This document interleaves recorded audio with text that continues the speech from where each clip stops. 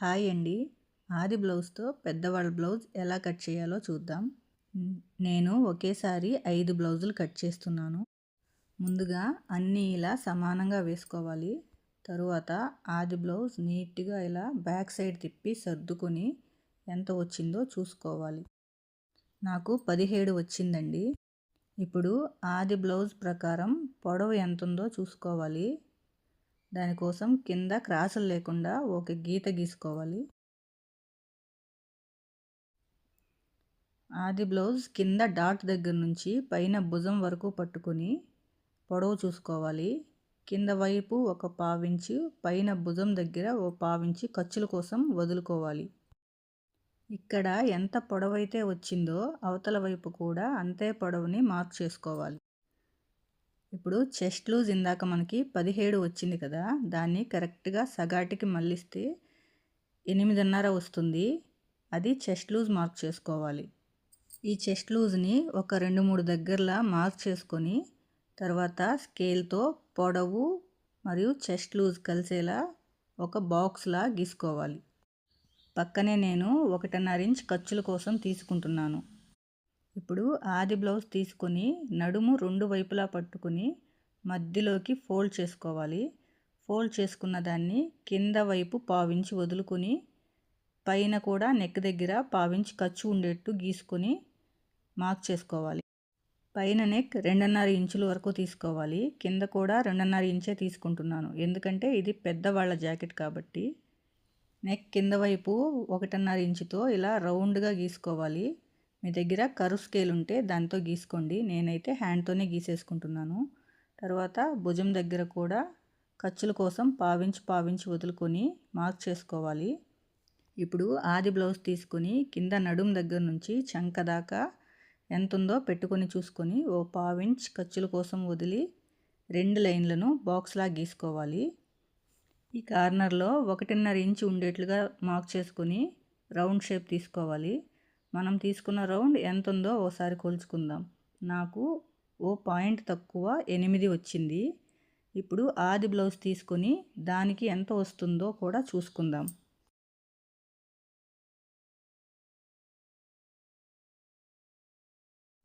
ఆది బ్లౌజ్కి కూడా నాకు కరెక్ట్గా ఓ పాయింట్ తక్కువ 8 వచ్చింది. అంటే కొలత మొత్తం సరిపోయింది. ఇప్పుడు దీన్ని కట్ చేసేసుకుందాం.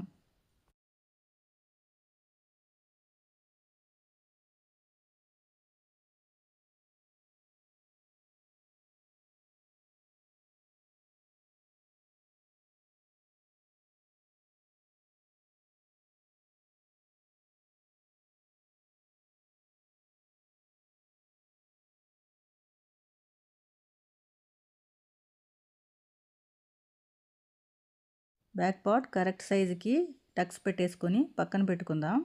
ఇప్పుడు హ్యాండ్స్ తీసుకుందాం. హ్యాండ్స్ కోసం కింద వైపు 4 మడతల మీద వేసుకోవాలి.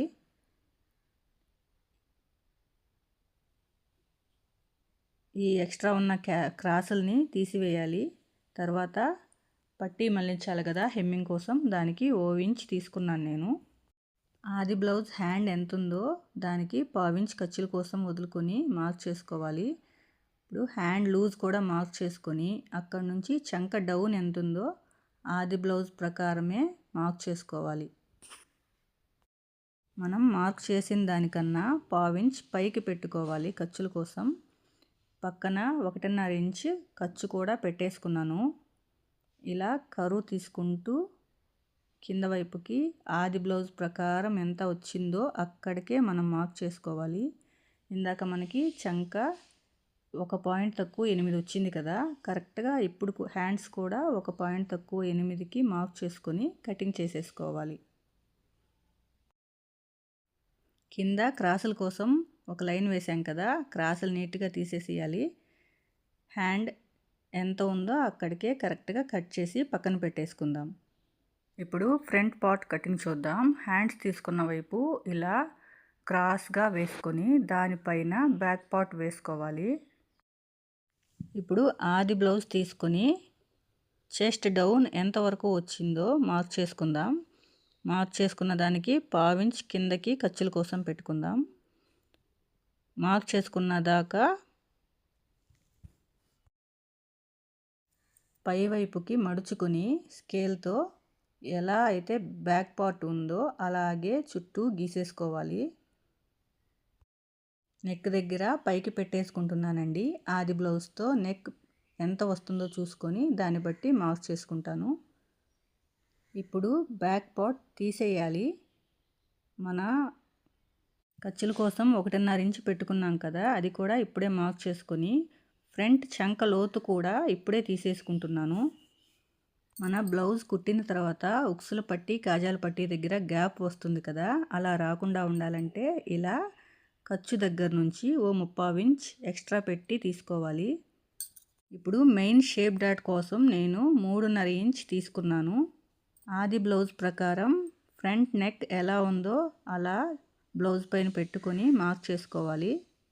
పైన నెక్ దగ్గర నుంచి మన షేప్ బెల్ట్ ఎక్కడి వరకు వస్తుందో మార్క్ చేసుకొని ఖర్చుల కోసం మధ్యలో డాట్ వేస్తాం కదా, దానికోసం ఇలా గుర్తులు పెట్టుకొని మన మెయిన్ డాట్కి ఆ వైపు ఓ ఇంచ్ ఈ వైపు ఓ ఇంచ్ ఉండేలా మార్క్ చేసుకోవాలి. మనం గుర్తులు పెట్టుకున్నాం కదా, వాటిని కలుపుతూ ఒక లైన్ వేసుకోవాలి. నడుం దగ్గర ఓ 1/4 ఇంచ్ పైకి పెట్టుకోవాలి. ఒకవేళ మీకు బ్లౌజ్ భుజాలు జారుతున్నైతే ఇలా కింద నుంచి నెక్ దగ్గరికి ఓ 1/4 ఇంచ్ లోతు తీసుకోండి. పైన నెక్ దగ్గర కూడా ఓ 1/4 ఇంచ్ లోతు తీసుకుంటూ కట్ చేసుకోండి. నాకైతే భుజాలు జారుతున్నాయనే కంప్లైంట్ లేదండి, అందుకోసం మామూలుగానే కట్ చేసుకుంటున్నాను.